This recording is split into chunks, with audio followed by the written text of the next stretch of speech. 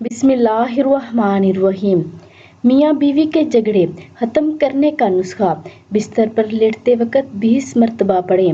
انشاءاللہ تعالی جھگڑا ختم ہو جائے گا اور آپس میں محبت پیدا ہوگی۔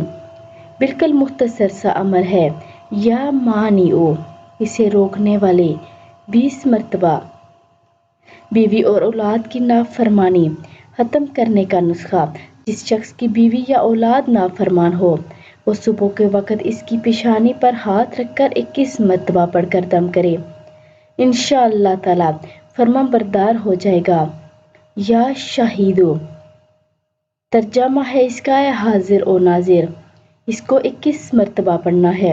ہر غم اور تمام پریشانیوں سے نجات کا نسخہ: اللہ ربی لا شریک لہ، اے میرے اللہ، اللہ میرا رب ہے، اس کا کوئی شریک نہیں۔